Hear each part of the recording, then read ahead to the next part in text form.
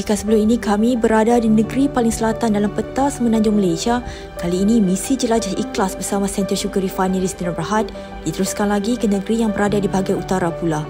Membuka langkah di negeri Perlis Indra Kayangan, sama seperti episod lain, dengan bantuan rakan wartawan di Utusan Malaysia dan Cosmo, kami ditemukan lagi dengan 4 individu yang menyimpan cerita hidup berbeza.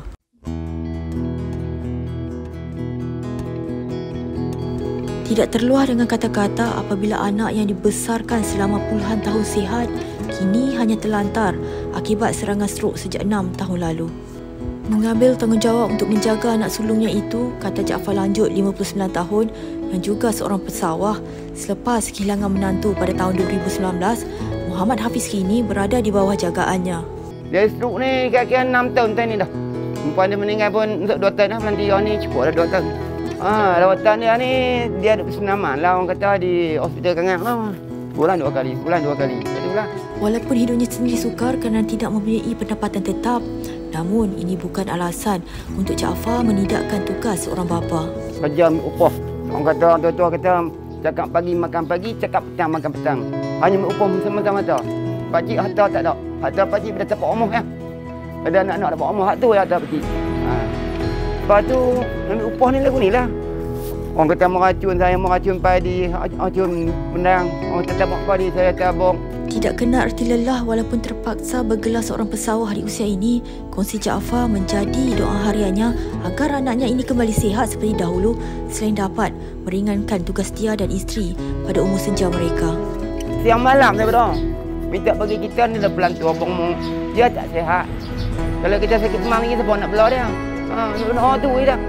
Saya minta harapan, saya minta bagi dia sihat, minta mula baliklah. Dia ada boleh berjalan, tak apa dah.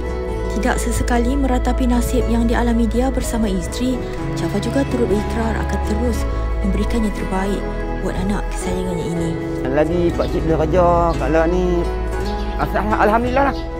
Kalau Allah bagi lagu ni boleh kerja lagi kot.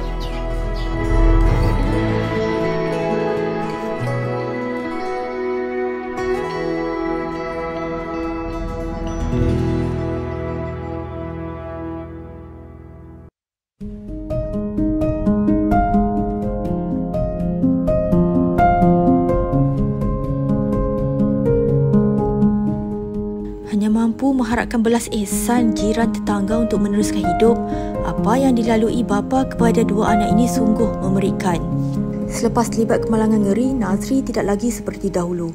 Mengalami patah 9 bahagian badan termasuk leher dan tulang rusuk, dia kini tidak lagi mampu meneruskan tanggungjawab untuk menanggung keluarga. Saya turun nak pergi sebelah kiri. Lepas tu saya nak naik balik, tiba-tiba mutu belah saya. Saya patah sebelah badan.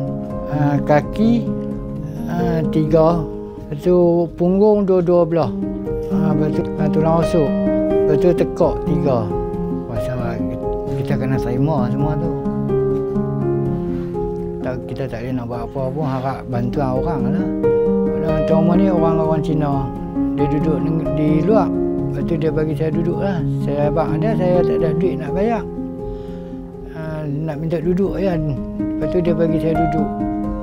Cuma rumah ni boleh duduk lah, cuma api tak ada. Kami api pakai tarik rumah hak lama lah. Mengakui tertekan dengan apa yang dilaluinya kini, bagi Nazri dia tidak akan berputus asa.